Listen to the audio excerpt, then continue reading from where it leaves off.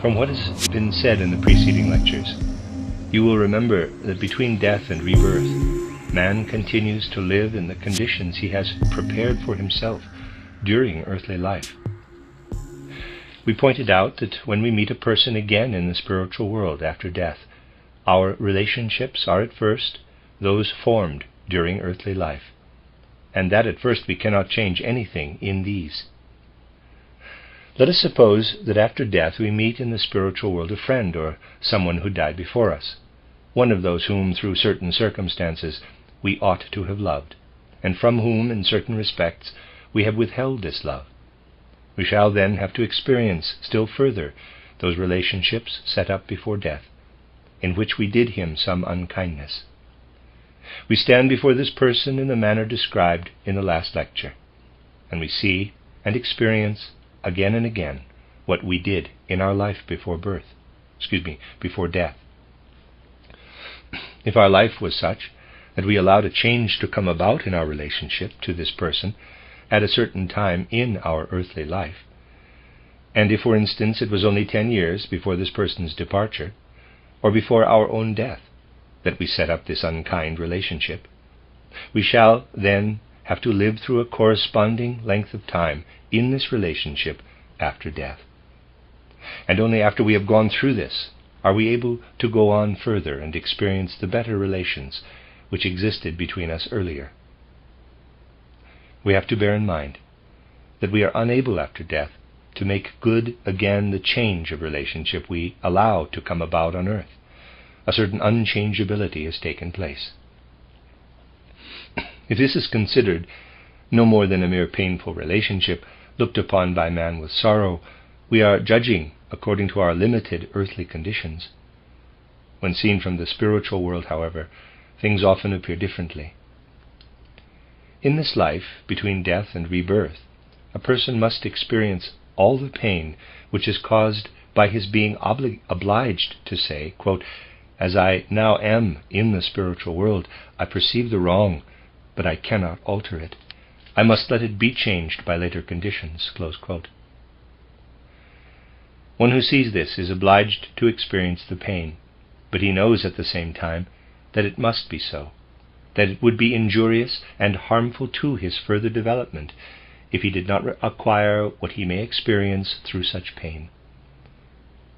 For through perceiving this condition, and not being able to change it, we gain the power to alter it later in the karma of life. The technique of karma works in such a way that we are able to change and transform it when we re-enter physical incarnation.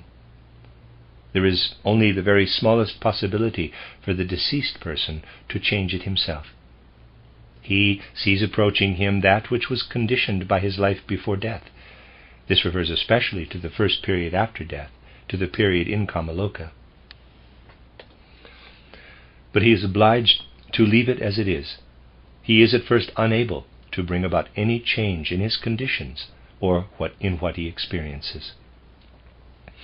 We may say at this point that those who are still living on the physical plane, those who have been left behind, have much more influence upon the dead person than he has upon himself, or than other dead have upon him. This is something which is extremely important. Only one who is still on the physical plane, and who has made a certain connection with the departed, only one who has relations with the souls between death and rebirth, is really in the position, voluntarily, to bring about changes in the departed during this life after death. Let us take a concrete instance, which will also teach us various things. Let us consider the life in Kamaloka, for in respect of it, conditions do not change when one passes to the later period in the spirit world. Let us suppose that two friends have lived on the earth. It may happen that one of them, at a certain period in his life, comes into contact with anthroposophy. He becomes an anthroposophist. The other now becomes very angry with anthroposophy, because his friend has become an anthroposophist, and he begins to abuse it dreadfully. You may perhaps have experienced this, so that you may say, quote, "Perhaps the other would not have been so vexed with anthroposophy if it were not his friend had become an anthroposophist. Suppose anthroposophy had come to him first, he would then perhaps have become a good anthroposophist. Close quote. That may be. There are such things in life. But we must clearly understand that such things make themselves apparent in Maya, in what we call the illusion of life. It may be that the one friend who begins to abuse anthroposophy very much because his friend has become an anthroposophist abuses it only in his ordinary consciousness, in his I consciousness. He need by no means share this dislike for it in his astral consciousness, in his subconsciousness. Without knowing it, he may even be longing for anthroposophy. In many people, that which manifests itself as disinclination in the normal consciousness is inclination in the subconsciousness. When a person in his normal consciousness says one thing or another, he need by no means feel in the same way as he expresses himself. After death, we do not only experience the after effects of that which is in our normal consciousness, our I consciousness. To think so would be to judge the conditions after death quite wrongly. We have often said that at death, the physical and etheric bodies fall away, but the wishes and longings connected with these remain.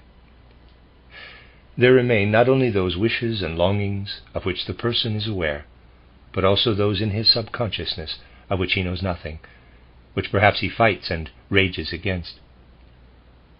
After death, these are often much stronger and more intense than they are during life. During life, a certain lack of harmony between the astral body and ego manifests itself as a feeling of emptiness, of dissatisfaction. After death, the astral consciousness expresses the whole character of the human soul, the whole stamp of the man.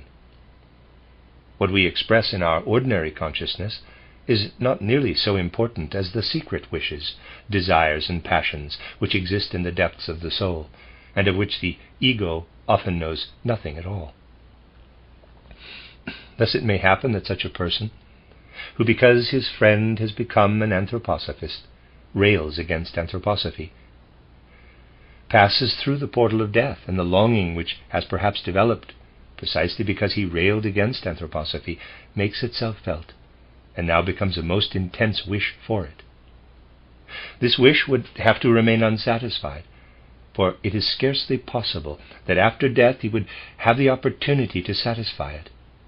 But through a peculiar chain of circumstances, the friend who in this example has remained on the earth may help the other and change something of his conditions. Here we have a case of which we have many examples in our movement. For instance, we may read to the departed. First we form a vivid picture of him, picturing his features, and then go with him in thought through what is contained in some anthroposophical book. We need only do it in thought. This acts directly upon the person who has passed through the portal of death. So long as he is in Kamaloka, language is no hindrance. It only becomes such when he is in the spirit world. Therefore the question need not be asked, do the dead understand language? Certainly during the period in Kamaloka there is still a perception for language. In this practical manner one can help those who have passed through the portal of death. What ascends from the physical plane in this way is something that can produce an alteration in the conditions of life between death and rebirth. It is something that can be given to the departed only from the physical world. It cannot be given them directly from the spiritual world. We see from this that when anthroposophy really enters into human hearts, it will positively bridge the gulf between the physical and the spiritual worlds. This is the practical value of anthroposophy, its great effect on life. It must not be thought that the principal thing is to acquire certain anthroposophical conceptions and ideas as to how man consists of a number of parts or principles, or as to what can come to him from the spiritual world. That is really only the beginning of anthroposophical work. Only when we know how it affects our life will it form the bridge between the physical and spiritual worlds, and do so in a practical way. We shall then no longer have merely a passive relationship to those who have passed through the portal of death, but an active one. We shall be in active intercourse with them and be able to help them. To this end, anthroposophists must realize that our whole world consists of physical existence and superphysical, or spiritual existence, and that man is on earth not merely to gather fruits for himself during the life between birth and death, but that he is on earth in order to send up into the superphysical world that which can only be gained on the physical plane, and which can only exist on this plane.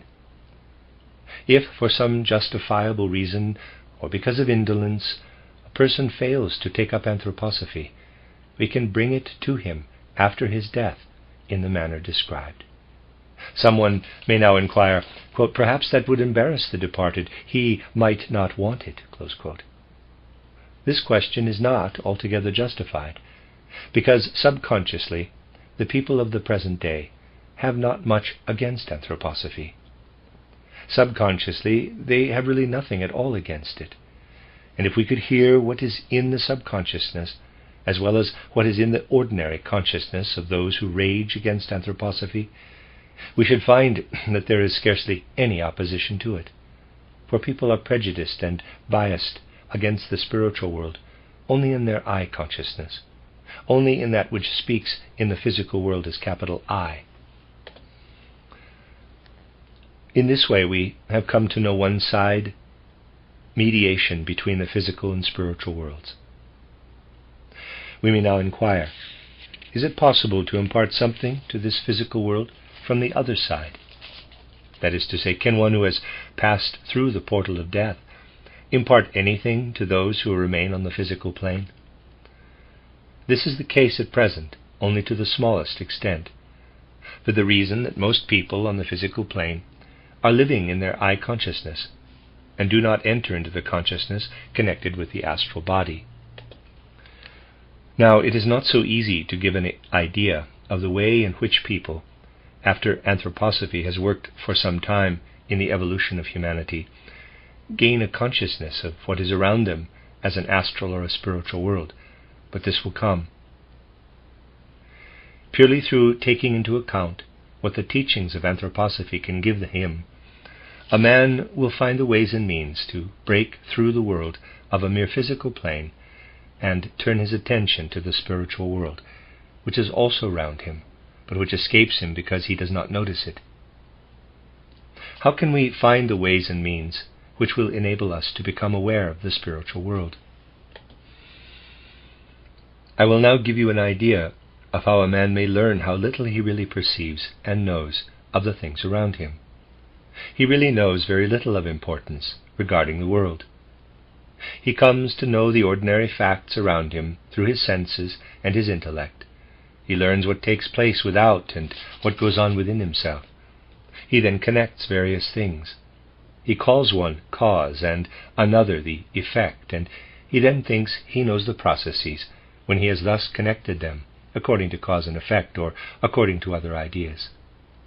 For example, about 8 o'clock in the morning we leave our house, walk along the street, go to our place of business, eat during the day, do one thing or another for our pleasure.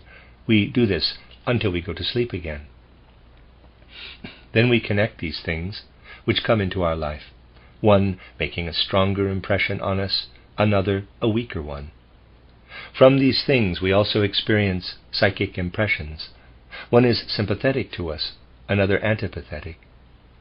Thus we live as a very trifling amount of reflection can teach us, as if we were floating on the sea, and having no idea whatever of what is below, at the bottom of the sea. We live and only recognize as reality what goes on outwardly. But there is a very great deal behind what is thus going on as reality. Let us consider our example. We leave our room each day at 8 a.m. and go to our work. One day we go 3 minutes later. Again we experience something. We arrive 3 minutes later, and then do what we usually do when we go out at 8. But sometimes we are able to prove that if we had gone out at 8, we should have been run over by a motor car and been killed. In other words, if we had gone out at 8 o'clock, we should no longer be alive. Or, on another occasion, We may be able to show that the train we usually travel by met with an accident, so that we may calculate that we should have been injured. Here you have, in a more radical form, what I have just said. We only notice what happens, and not what continually may happen, and which we escape. We are continually avoiding things which might happen to us, and the sphere of possibilities is infinitely greater than what actually occurs. We might now say, quote, "That is of no importance to our outer life," close quote. Certainly not to the outer, but surely to the inner. Suppose you had purchased a ticket to travel by the steamer Titanic, and that a friend then advised you not to travel by it. You sold the ticket and later heard of the wreck. Would you then have the same psychic experience as if you had been a disinterested observer? Would it not rather make an extremely striking impression upon your mind? If we knew the many things from which we are preserved in the world, how many things are possible in a good and bad sense, for which the forces are converging, and only through a disarrangement do not meet, we should then have possibilities for psychic experiences of joy or sorrow, or of bodily experiences which we do not experience at all. Who among all those sitting here can know what he would have experienced if, for example, this group meeting had been cancelled this evening and he had been elsewhere? If he did know it, he would, from this knowledge, very often have an entirely different frame of mind from that which he now possesses, not knowing what might have happened. All this, which is possible, but does not become actual on the physical plane, exists as forces, as effects in the spiritual world, behind our physical plane. It really exists there as forces. It whirs through the spiritual world. Not only the forces which determine our condition here in outer reality storm in upon us, but also all the innumerable forces which exist only in possibility, and but seldom does a knowledge of these possibilities penetrate into our physical consciousness. When it does, it is, as a rule, the occasion of an important psychic experience. Do not say that what I have said about this infinite world of possibilities contradicts karma. It does not contradict karma. If someone were to say so, it would prove he did not know that the idea of karma, as presented by us, only applies to the world of realities in human physical life.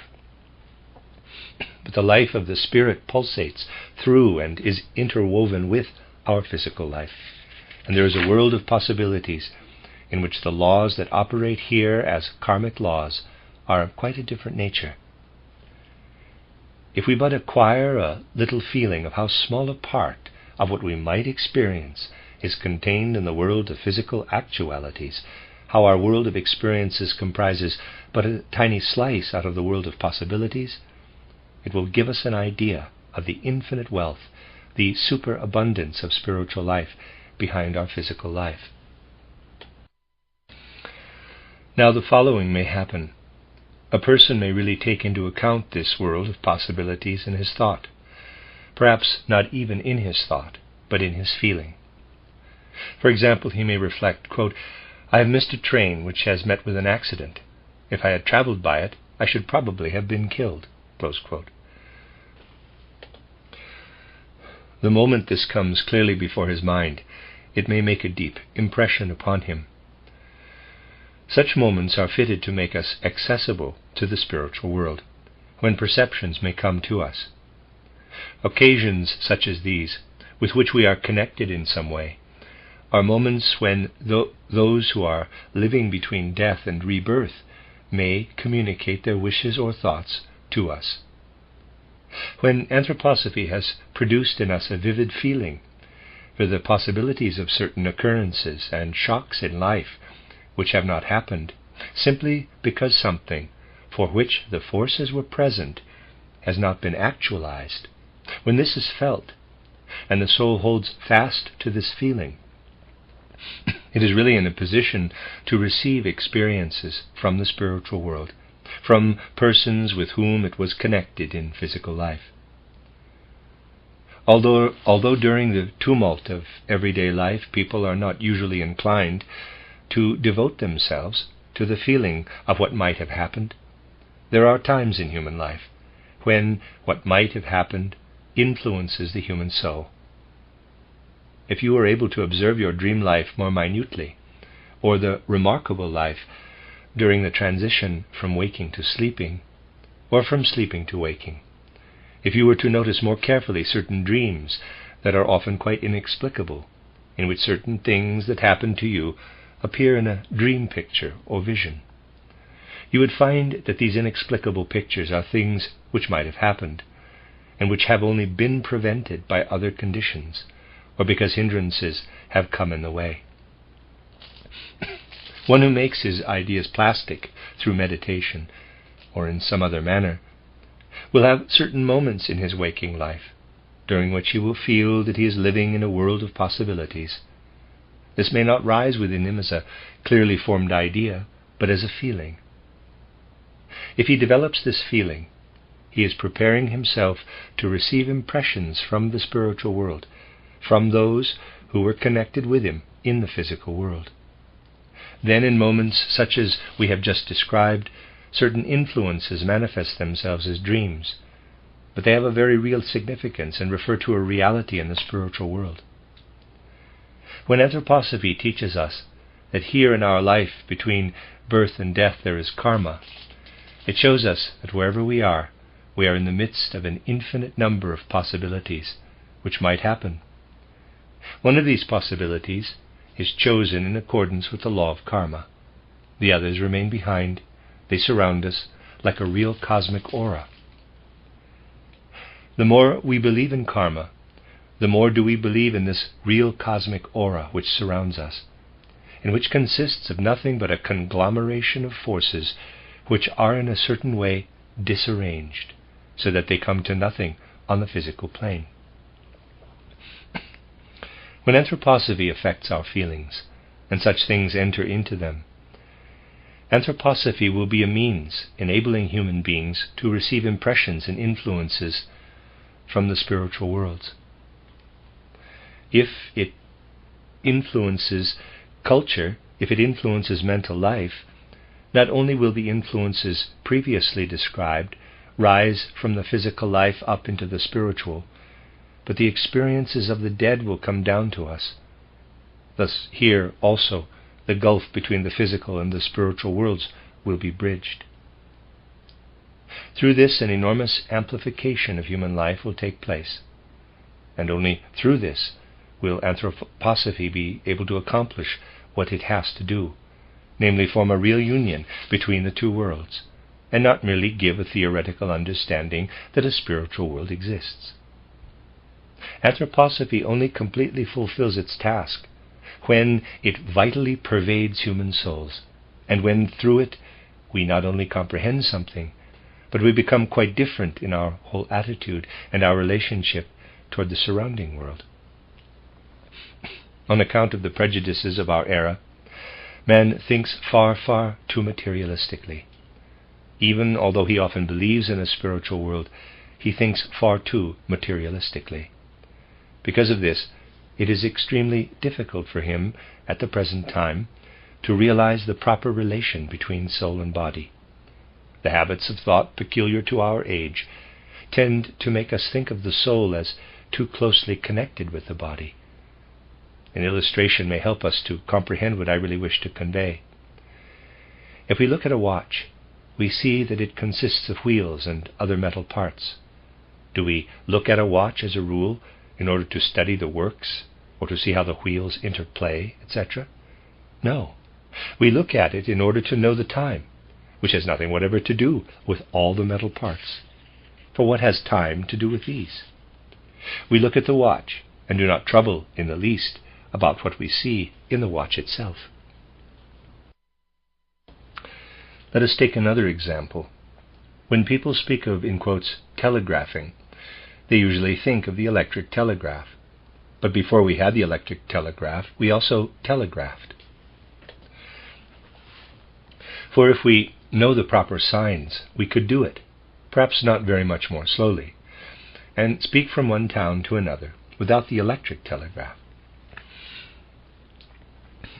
Suppose we were to erect columns from Berlin to Paris and place a man on each column, who immediately passed on the proper sign. If this were done with the necessary speed, the process would be similar to the electric telegraph. Certainly, by the electric telegraph it is quicker and more simple, but what takes place, namely telegraphing, has nothing whatever to do with the mechanism of an electric telegraph, any more than time has to do with the works of a watch. The conveyance of news from Berlin to Paris has exactly as much and as little to do with the mechanism of the electric telegraph as has the human soul to do with the mechanism of the human body. It is only when we think in this manner that we gain a true conception of the independence of the soul. For it might well be that this human soul, with all there is in it, could make use of a different body, a body of quite a different form. Just as we might send news from Berlin to Paris by some other means than by the contrivance called the electric telegraph. And as the electric telegraph is only the most convenient way of sending news under the present conditions, so the body, which moves forward with a swinging motion, and which has a head at the top, is also the most convenient means, under present earthly conditions, by which the soul can express itself. The body has no more to do with the soul life than the electric telegraph and its contrivances has to do with the communication of a message from Paris to Berlin, or than the clock has to do with time.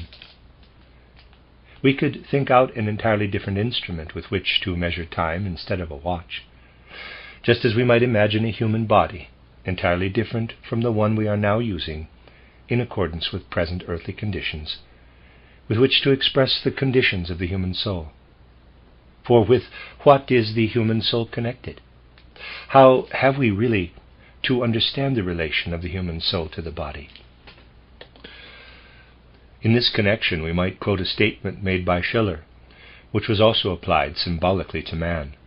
Quote, "If thou art seeking the highest, the best, the plants can teach it thee." Close quote. When we observe a plant, we see how during the day it unfolds its leaves and opens its flowers. But when the light fades, it closes them. What has been withdrawn from it? That which comes from the sun and the starry space during the day has been withdrawn from it. That which comes from the sun causes the closed leaves to open again and the flowers to unfold. Thus, outside in space, there are forces which by their withdrawal cause the organs of the plant to close feebly, or when they are active to unfold. The force which spreads through space and which causes the relaxation of parts of the plant when it withdraws, does what, in the case of man, is done by the ego and the astral body. When does man relax his limbs and close his eyes, like a plant when it closes its leaves and flowers? When the ego and astral body go forth from the human being. When the sun, what the sun does in the case of plants, is done by the ego and astral body in the case of the organs of a human being. Therefore the plant body must look up to the sun, just as the human body must look to its own ego and astral body. And we must consider these as making the same impression upon it as the sun does upon the plant. When you reflect upon this, is it any longer strange to you that occult investigations teaches that the ego and astral bodies are actually born out of the space to which the sun belongs, and do not belong to the earth at all?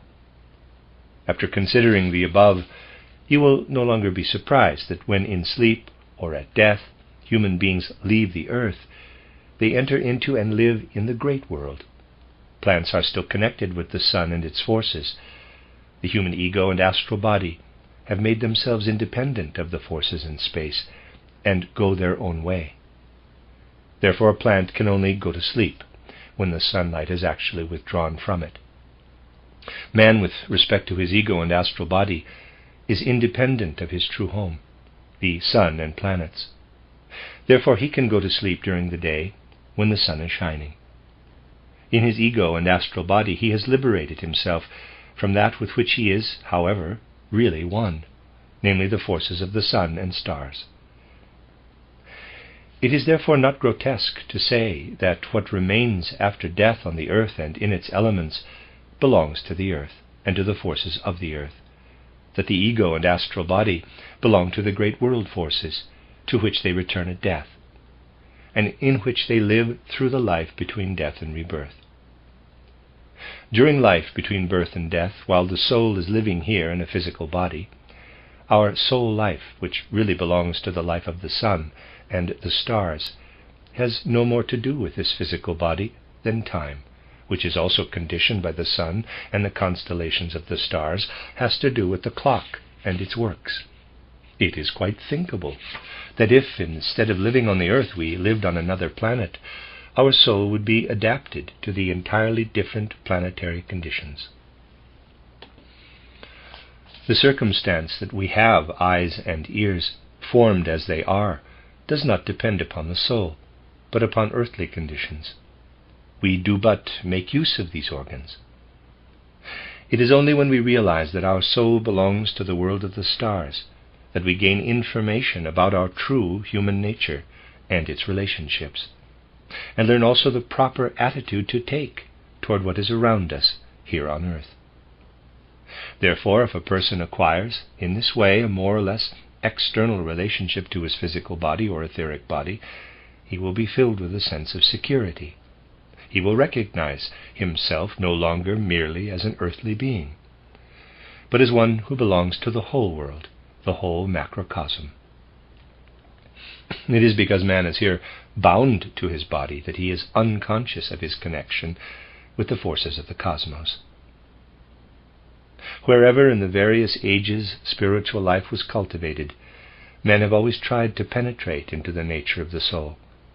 And it is really only in the last 4 centuries that consciousness of their oneness with the spiritual forces which live and move in space has been lost.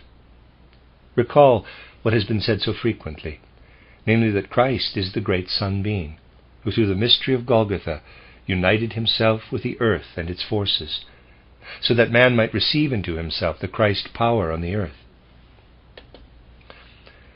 That by permeating himself with the Christ impulse, he will receive at the same time that which is contained in the great impulses of the macrocosm, and that for every cycle of humanity it will be correct for man to see in Christ that which is to give him the feeling of belonging to the macrocosm. In the 12th century there appeared in Europe a beautiful parable to the following effect. There was once a maiden with 5 brothers. The whole family was extremely poor.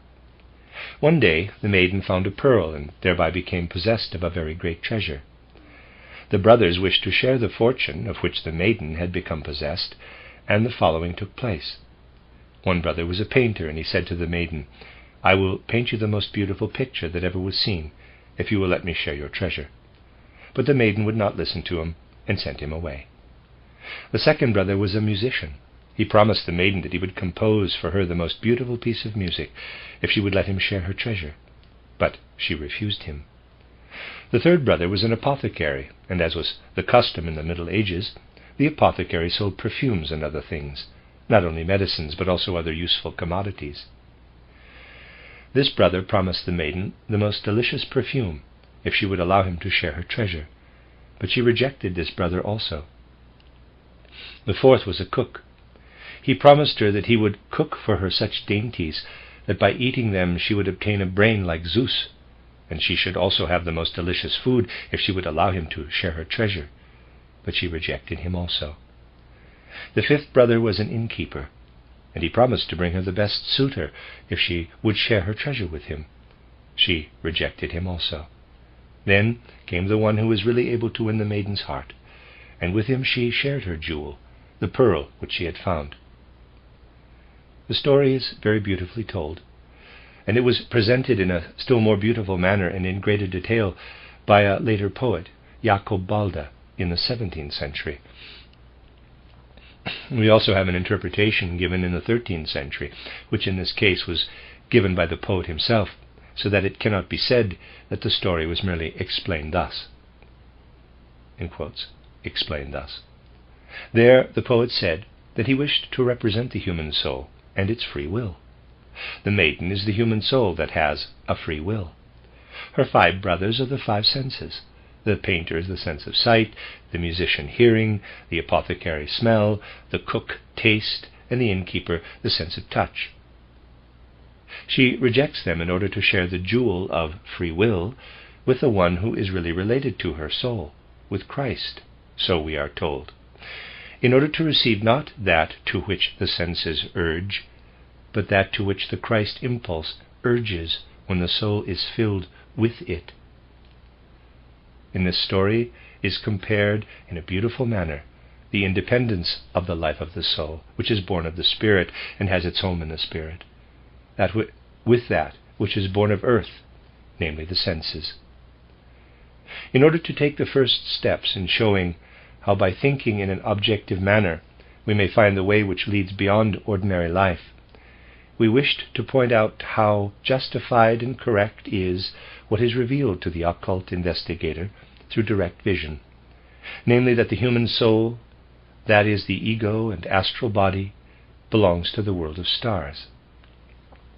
When we consider the relationship of man to the body when relaxed during sleep, and further his independence of the world of stars because he can also go to sleep during the day, and when we compare this relationship with that of the plant to the sunlight, we can perceive how well-founded is what is disclosed by occult investigation. It is a matter of going into the woods, it is a matter of going into the proofs which can really be found in the world. If anyone concludes that what occult investigation discloses lacks confirmation, it is but a sign that he has not gathered from the outer world all that can really establish this. It demands, very frequently, a great deal of energy and lack of prejudice, and this is not always present. It may, however, be said that anyone who conscientiously investigates the spiritual world and afterward imparts the result of his investigation to the world hands it over to reasonable judgment. For true occult investigation does not shrink from reasonable criticism, but only from superficial criticism, which is no criticism. If you remember how we presented the evolution of humanity from the Saturn period through the Sun and Moon periods and into our Earth period, you will also remember that during the Moon period a separation took place which continued during the Earth period. Through that separation, it has come about at the present time that the soul and the body are comparatively far apart from one another. During the Sun period they were much more closely related to each other. Through the Moon separating from the Sun during the ancient Moon period, it happened that the human soul became more independent. At that time the soul nature of man passed out during certain intervals between incarnations into the universal macrocosm. It became independent. And this brought about those remarkable conditions which during the Earth period resulted in the separation of the Sun and then of the Moon in the Lemurian epoch, whereby a host of individual human souls went forth, as is described more minutely in my book Occult Science, in order to undergo special destinies while separated from the Earth, and then to return later. We still have to show that as regards what man carries with him through the portal of death into the spiritual world, which is his home, he leads a life which is radically different from this, and which has really very little relationship with the earthly body. In the next lectures, we shall give further details in explanation of the life between death and rebirth.